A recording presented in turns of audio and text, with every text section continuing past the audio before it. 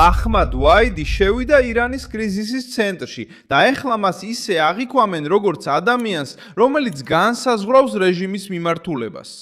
ბოლო საათებში რევოლუციური გვარდიის ახალმა მეთაურმა სამხედრო ოპერაციები და რეჟიმის მოლაპარაკებებში საბოლოო სიტყვა საკუთარ თავზე აიღო, რის შედეგადაც ეგრეთ წოდებული ზომიერები გადაწყვეტილების მირების ბირთვიდან გარეთ აღმოჩნდნენ. ზუსტად ამ კონტექსტში უნდა იქნას გაგებული ეს საქმე 2026 წლის 20 აპრილს. ეს მხოლოდ გარე კრიზისი არ არის შეერთებულ შტატებთან, არამედ ძალაუფლების ხელში ჩაგდება თავად ირანში. რაც მოხდა, იყო მკაცრი ხელმძღვანელობის ცვლილება ქაოსის ფონზე. ვაიდი და მისი ახლო წრე სუმცირე ამ ეტაპზე დროებითად აკონტროლებენ არა მხოლოდ ირანის სამხედრო პასუხს, არამედ რეჟიმის პოზიციას მოლაპარაკებებშიც. ეს გადამწყვეტია, რადგან აჩვენებს, რომ დიპლომატიამ პოზიციები დაკარგა სწორედ მაშინ, როცა ჰორმუზის სრუტეში დაძაბულობა კვლავ გაიზარდა. სხვა სიტყვებით რო ვთქვათ, შეშფოთებული ფრთა მხოლოდ ზეწოლით აღარ შემოიფარდლა და მართვაზე გადავიდა. ვინ არის ეს გენერალი? ვაიდი უბრალო სახელი არ არის. ამ ეტაპზე რეჟიმის ყველაზე გავლენიანი სარდალი მხოლოდ უზენაესი ლიდერის შემდეგ. როიტერსმა უკვე მარტში გაავრცელა ინფორმაცია, რომ რევოლუციურმა გვარდიამ გაამკაცრა კონტროლი ომის ყველა მნიშვნელოვან გადაწყვეტილებაზეც.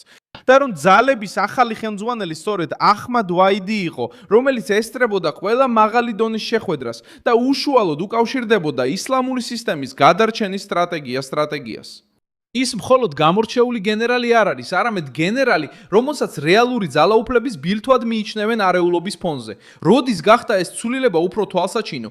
ბოლო 48 საათში 18-დან 20 აპრილამდე, როდესაც რევოლუციურმა გვარდიამ გაამკაცრა პოზიცია ზღვაში და ასევე ჩიხში შეიყვანა მოლაპარაკებების გარემო, როიტერსმა აჩვენა, რომ ორკვირიანი ცეცხლის შეწყვეტა ირანსა და შეერთებულ შტატებს შორის ახლა ყველაზე მტკიფე ფაზაში შედის. ვადან კვირაში იწურება და თეირანი ჯერ კიდევ არ ადასტურებს მონაწილეობას ისლამაბადში გამართულ მოლაპარაკებებში. ანუ სწორედ იმ დროს, როდესაც დიპლომატიას უნდა გაეძლიერებინა პოზიციები, სამხედრო ფრთამ უფრო მეტი ადგილი დაიკავა. როგორ მოხდა ეს? ძალით, დაშინებით, ან იმით, რომ დაასუსტეს ისინი, ვინც მოლაპარაკებას ცდილობდა?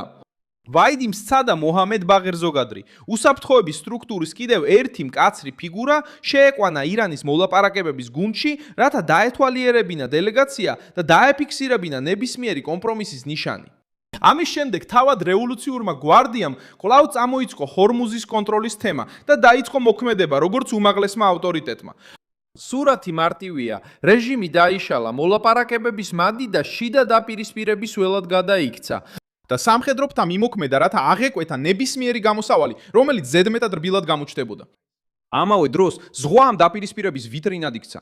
შეერთებული შტატების ცენტრალურმა სარდლობამ განაცხადა, რომ გამანადგურებელმა იუს პრუანსმა ირანული სატრუთო გემი ტოსკა შეაჩერა, როცა ის ბანდარ აბასისკენ მიემართებოდა.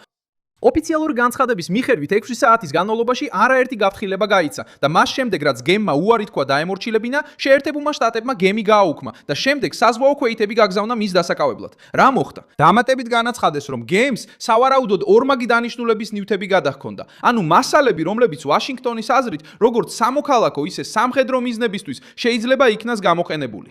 ზღვის ინციდენტმა კიდევ უფრო გააძლიერა განცდა, რომ კრიზისი სიტყვებიდან ღია იძულების ფაზაშლაზაში გადავიდა. რატომ გადადგა ვახიდმა ეს ნაბიჯი სწორედ ეხლა? იმიტომ, რომ რეჟიმი ყველა მხრიდან ზეწოლის ქვეშაა და ასეთ სიტუაციებში რევოლუციური გვარდია, როგორც წესი, ცდილობს ძალაუფლებას საკუთარ ხელში მოაქციოს. როიტერსმა უკვე მარტში გაავრცელა ინფორმაცია, რომ ამ ძალამ ომში კიდევ უფრო მნიშვნელოვანი როლი აიღო საკუთარ თავზე, მიუხედავად იმისა, რომ მნიშვნელოვანი ლიდერები დაკარგა და რომ ეს სტრუქტურა სწორედ იმისთვის იყო შექმნილი, რომ შეტევის პირობებშიც გაეგრძელებინა ფუნქციონირება. როდესაც სისტემა თავს საფრთხეში გრძნობს, პასუხი როგორც წესი არ არის მოლაპარაკებებისთვის სივრცის გახსნა, არამედ გამკაცრება, ცენტრალიზაცია და უფრო მკაცრი მოქმედება. აი რატომაც ვახიდის აღზევება კულისებს მიღმა დეტალად არ ჩანს, ეს უფრო რეჟიმის პასუხს გავს კონტროლის დაკარგვის შიშზე და რა პოლიტიკური ეფექტი აქვს ამ ყველაფერს. ირანის დიპლომატია ალყაში მოექცა. პრეზიდენტი მასუდ პესაჩკიანი ჯერ კიდევ საუბრობს ვაშინგტონთან დაძაბულობის შემცირების რაციონალურ და დიპლომატიურ გზებზე. მაგრამ ამავე დროს იგი დაჟინებით გამოხატავს უნდობლობას, ადანაშაულებს შეერთებულ შტატებს ღალატში და არ ადასტურებს ირანის მონაწილეობას პაკისტანში გამართულ მოლაპარაკებებში. როდესაც პრეზიდენტი დიალოგზე საუბრობს, ხოლო სამხედრო ფრთა ზღვაში მკაცრ პოზიციას იკავებს, მოლაპარაკებების გუნდს უკან იხმობს და მკაცრ ხაზს ითხოვს, სიგნალი ნათელია. გადაწყვეტილების ცენტრი ადგილს იცვლის. პოლიტიკური ფასადი კვლავ შენარჩუნებულია, მაგრამ საჭეს უკვე რეჟიმის სამხედრო სტრუქტურა მართავს. ამ ცვლილების გავლენა უკვე ირანის ფარგლებს გარეთაც იგრძნობა. ამჟამად მიმდინარეობს ძალაუფლების კონცენტრაცია რეჟიმის ყველაზე მკაცრ ფრთაში. ამ პროცესს ხელმძღვანელობს ახმად ვახიდი, რომელსაც ირანის უსაფრთხოების ძველი გვარდიის წარმომადგენლები აკრავენ გარს. რადგან შიდა ქაოსის ფონზე რეჟიმმა გადარჩენა ყველაზე მკაცრი ხელით აირჩია. ირანის ახალმა გენერალმა აიღო კონტროლი იმ დროს, როცა უფლებებსა და პოლიტიკაზე აღარაფერი დარჩა. იმ მომენტში, როცა სისტემა კრიზისში შევიდა და გადაწყვიტა, ნებისმიერი ბალანსის ილუზია მკაცრ მმართველობაში, მუქარასა და ცეცხლში გაეცვალა. ბალანსის მთავრობა მკაცრი ბრძანებითა და მუქარით, ომის გარეშე